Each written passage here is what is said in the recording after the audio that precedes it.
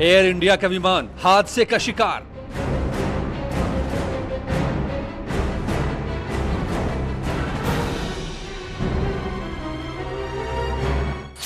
केरल के कालीकट एयरपोर्ट पर रनवे से फिसला।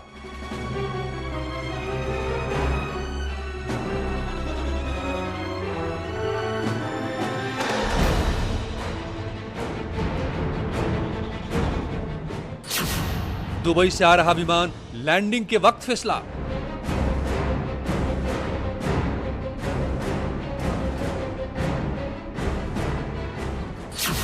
बारिश बताई जा रही है विमान के फिसलने की वजह।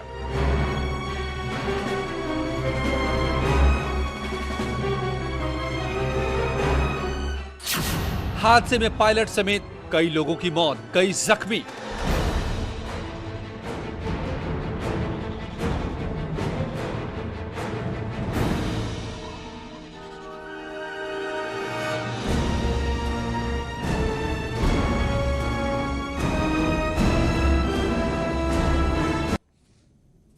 तो बड़ी खबर इस वक्त की आपको बता रहे हैं, केरल के कालीकट में बड़ा विमान हादसा सामने आया है। कोझिकोड के कालीकट एयरपोर्ट पर यह विमान हादसा हुआ है। विमान के पायलट की मौत हो गई है, 2 यात्रियों की भी अब तक मौत की खबर है।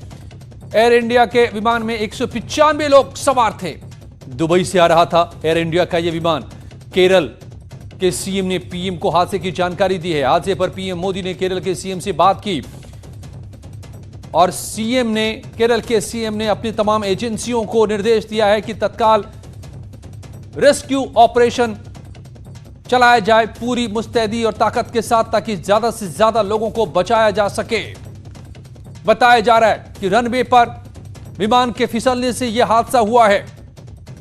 195 लोग सवार थे। दुबई से आ रहा था एयर इंडिया एक्सप्रेस का यह विमान।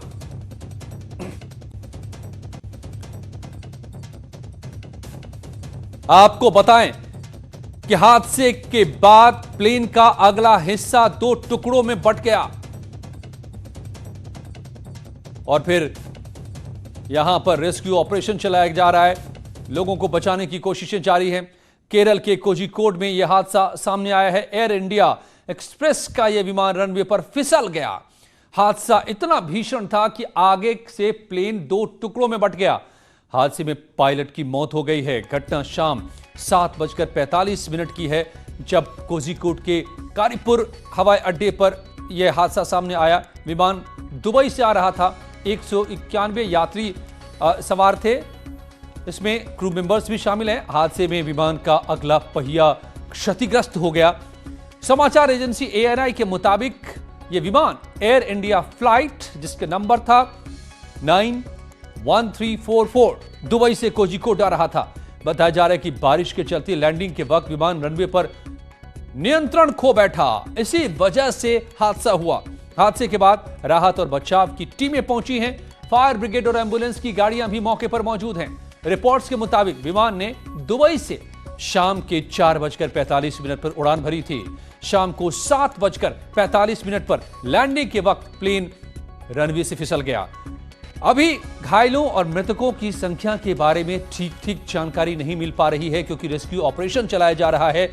DGCA ने हादसे की जांच के आदेश दिए हैं। लेकिन आपको याद दिला दें, ठीक 10 साल पहले 2010 में मैंगलोर में जो हादसा हुआ था, उस हादसे में और आज के हादसे में बहुत सारी बातें कॉमन है, एक जैसी है। पहली बड़ी बात है कि दोनों ही हादसे एयर इंडिया एक्सप्रेस के हुए थे, जिसका हेडक्वार्टर केरल ही है। कोझिकोड में जो हादसा आज सामने आया है। दूसरी बड़ी बात जो मैंगलोर हादसे और इसमें है, दोनों ही विमान दुबई से ही उड़ान भरकर यहां पर पहुंचे थे। तीसरी सबसे बड़ी बात कि दोनों ही विमान बोइंग 737 एयरक्राफ्ट के हैं। हालांकि मैंगलोर हादसे में ह्यूमन एरर को जिम्मेदार माना गया था। इंसानी भूल, जिस जगह पर टच डाउन होना था, जिस जगह पे, वहां ना होकर आगे टच डाउन हुआ, यानी जमीन से कुछ छुआ विमान ने आगे बढ़कर, और इसीलिए रनवे से आगे निकलता चला गया और आगे खाई थी, खाई में जा गिरा। आज भी यह भी एक सिमिलैरिटी है, यह भी दोनों में कॉमन है, आज भी विमान स्किड करने के बाद 30 फीट गहरे खाई में जा गिरा। और योगी आदित्यनाथ ने इस हादसे पर दुख जताया है, ट्वीट किया है। उन्होंने क्या कहा है ट्वीट के जरिए? मुख्यमंत्री योगी आदित्यनाथ ने केरल के कोझिकोड में विमान रनवे से फिसलने और दुर्घटनाग्रस्त होने की अत्यंत दुखद सूचना प्राप्त हुई है। योगी आदित्यनाथ का यह ट्वीट हादसे को दुखद बताया है। विमान में सवार यात्रियों के सकुशल एवं स्वस्थ होने की और असमय काल कलवित हुए सभी जनों की आत्मा की शांति के लिए मैं ईश्वर से प्रार्थना करता हूं।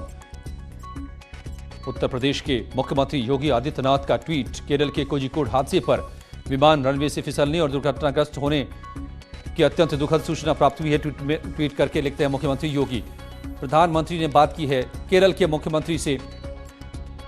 रक्षा मंत्री राजनाथ सिंह ने दुख जताया है। अमित शाह देश के गृह मंत्री ने ट्वीट किया है केरल कोझिकोड में एयर इंडिया एक्सप्रेस विमान दुखद दुर्घटना के बारे में जानकर दुख हुआ, सुनकर दुख हुआ है। एनडीआरएफ को निर्देश दिया है कि वो जल्द से जल्द घटनास्थल पर पहुंचे और बचाव का काम करें, मदद करें। गृह मंत्री अमित शाह का ट्वीट। खुद इन दिनों वो अस्पताल में हैं, कोरोना से जंग लड़ रहे हैं, कोविड से के शिकार हैं, लेकिन उन्होंने अस्पताल में खबर मिलते ही ट्वीट किया है और वहीं से बताया है कि एनडीआरएफ को रेस्क्यू के लिए का आदेश दिया है।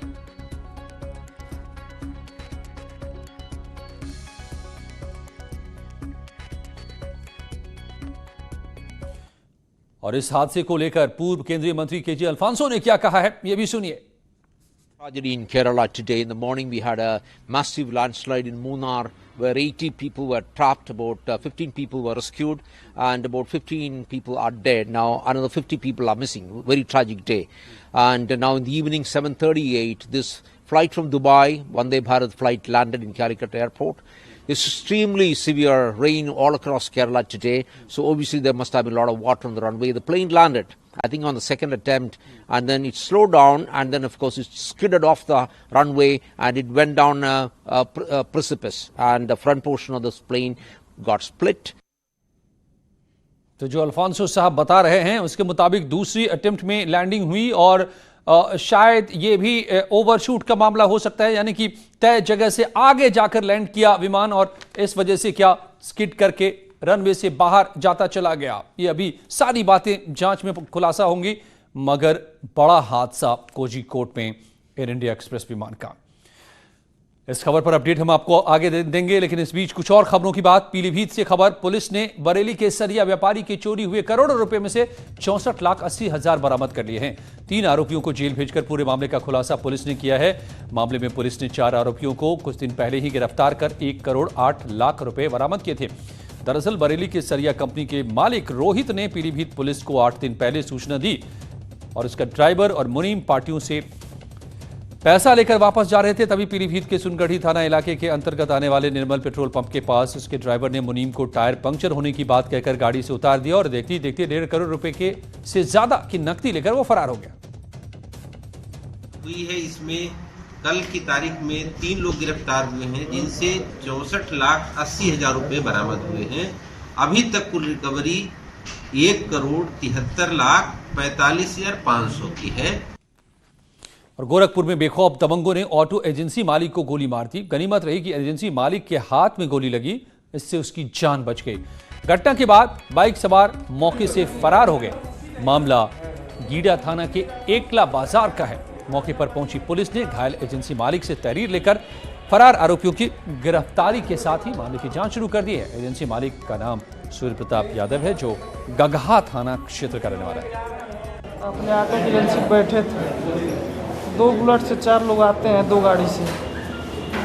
उसके बाद से एक लड़का बात करता है, एक लड़का बाहर जा कर के पिस्टल चढ़ा करके गोली चला देता है। कितनी फायर की गई? जब 2-3 गोली फायर हुई है, एक गोली हाथ में लगी है, एक गोली पेट में लगने से बच गई है। और बहराइच में जमीनी विवाद को लेकर गांव के दबंग व्यक्ति ने लाइसेंसी बंदूक से फायर कर दिया। इससे वादी सहित 4 लोगों को गोली के छर्रे लग गए। एक शख्स गंभीर रूप से एक युवक के गले में गोली का छर्रा लगने से घायल हो गया और इलाज के लिए से अस्पताल भेजा गया है। मामला मटेरा थाना इलाके के मलूहा भुकरहा गांव का है। पुलिस ने बंदूक को कब्जे में लिया है, मुख्य आरोपी को हिरासत में ले लिया है और आरोपी पर कई धाराएं लगाकर मुकदमा दर्ज किया। मैं स्वयं क्षेत्राधिकारी नानपारा और थाना मटेरा की पुलिस एवं नानपारा सर्किल के सभी अधिकारीगण मौके पर पहुंचे तो वहां पर वादी जय बहादुर सिंह द्वारा अपने खेत के पड़ोसी लव कुमार सिंह के विरुद्ध धारा 307, 323, 504, 506 IPC का अभियोग पंजीकृत कराया। अमरोहा के आदमपुर थाना पुलिस का कारनामा उजागर हुआ है। परिजनों ने पुलिस रिकॉर्ड में मृत घोषित युवती को जिंदा बरामद कर लिया है, जबकि हत्या के आरोप में उसके पिता और भाई सहित 3 लोग जेल में बंद हैं। थाना आदमपुर पुलिस का कारनामा सामने आया है। पुलिस विभाग के आला अधिकारियों के होश उड़ गए।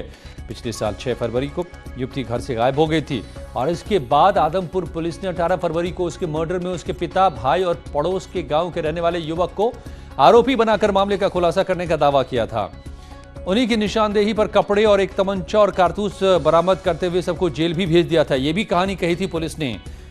हैरानी यह है कि जिस युवती की हत्या का इल्जाम इनके ऊपर लगाया वो अब भी जिंदा है, तो निशानदेही भी कैसे हो गई, सब बरामदगी भी कैसे हो गई थी, बड़ा सवाल है। उसने बगल के गांव में एक युवक से प्रेम विवाह कर लिया था। इस युवती ने परिजनों ने बेगुनाहों की रिहाई और दोषियों पर कार्रवाई की मांग की है।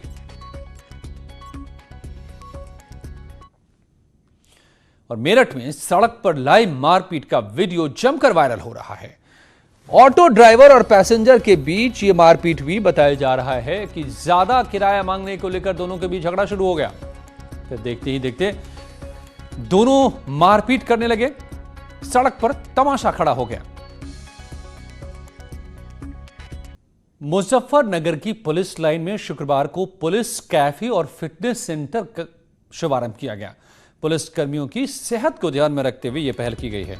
पुलिस कैफे में पुलिस कर्मियों के लिए पौष्टिक आहार कंट्रोल रेट पर उपलब्ध होगा।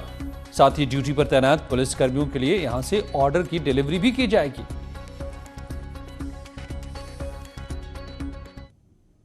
लगातार जारी है यहां पर खबरों का सिलसिला। नमस्कार।